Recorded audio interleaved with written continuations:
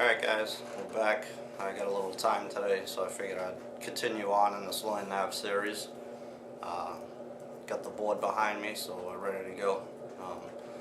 Some of the things we're going to touch on: orienting your map, azimuths and back azimuths, methods of travel, and then intersection and resection. This is probably going to be broken down into 2 or 3 segments anyway, so it'll be like 4A, B, and maybe C if that's what it takes. I only get 10 minutes to do these, so stay with me. We're going to be back in a second. I'm going to get at it. Alright, so here we are, guys. Again, my map is of the Mount Greylock area in Western Mass.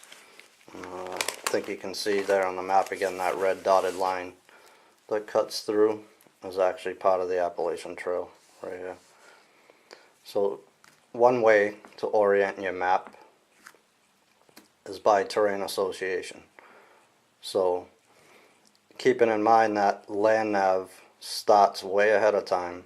So say we're planning this trip to Mount Greylock and we knew that we're coming up to the highest point at our benchmark 3487, and that's the top of the mountain. So we knew we were coming here.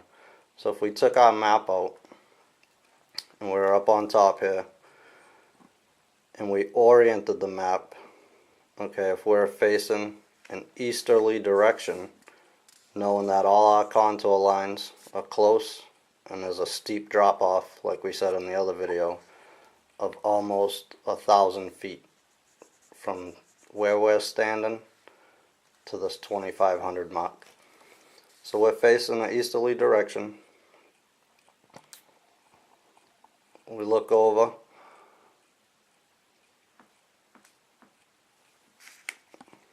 And we can see what's called Ragged Mountain. Let me zoom out for you.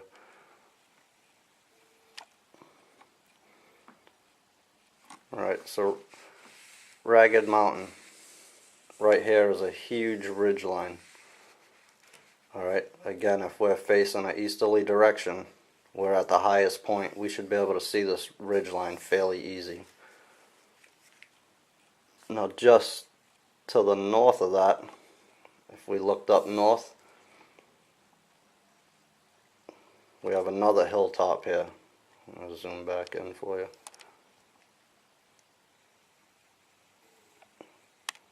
And that is Mount Fitch. And that's at 3,110 feet above sea level. So that's the elevation there. So zoom back out and I'll keep the pencil there for you.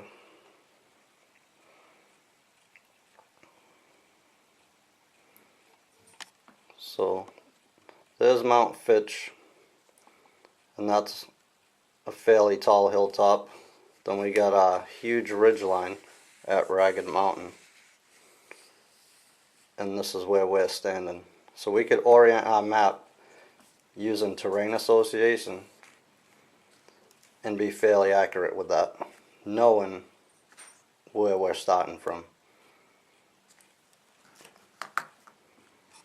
Alright, moving along. Another way to orient your map, I'm going to have to shift the camera here, is going back to our declination diagram.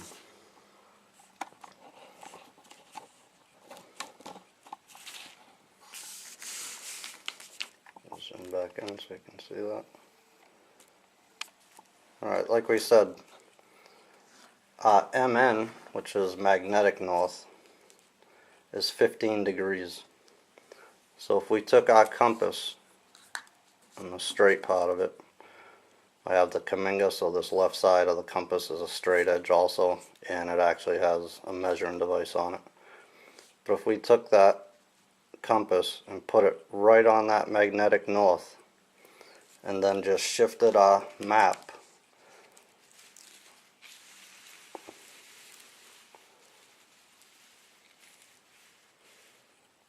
like such, our map is now oriented to the terrain in front of us.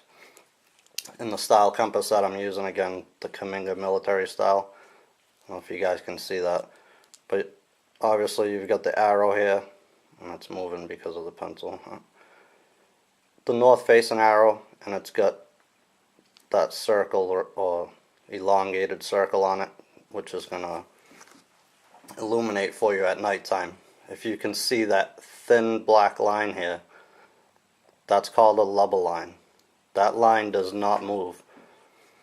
Your north facing arrow obviously moves as you turn, and then on the bezel ring, which is this black ring around it, I have another illumination device here, and we'll get into that later when we're setting azimuths and stuff, but that also moves.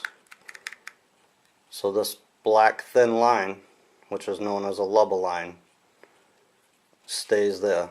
So once you orient the compass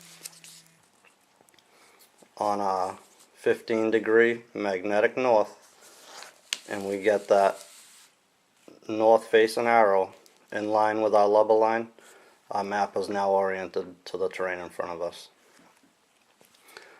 Another way to do it, you could put it on grid north, the straight edge of your compass, and then spin your map the same way.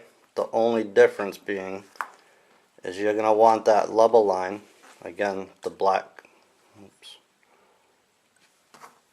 thin line, keep hitting the camera on you guys, this black thin line, the lubber line, you're going to want that on 15 degrees. So you'd have to keep spinning it, and obviously your north facing arrow would be offset of that lubber line now. Let's see if I can zoom in on that compass for you guys.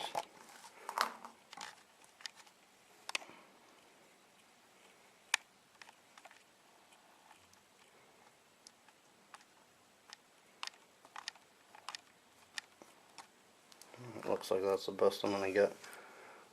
Okay, so our compass on the declination diagram is on grid north or map north again. So you can see our lubber line, this black thin line, and I'm going to have to rotate that until I'm on 15 degrees, which is the little tick mark right before the 20, right there. And now your map is oriented as well. Another way to do it, I'll have to zoom out again for you.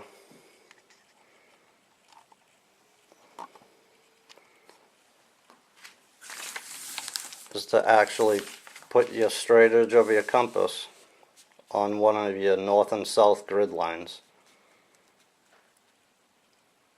And that's obviously grid north or map north. So you would do it the same exact way as we just did on the GN on your declination diagram. So stay with me. That's at least 4 ways to orient your map. We're going to come back and we're going to talk about azimuths real quick. So stay with me.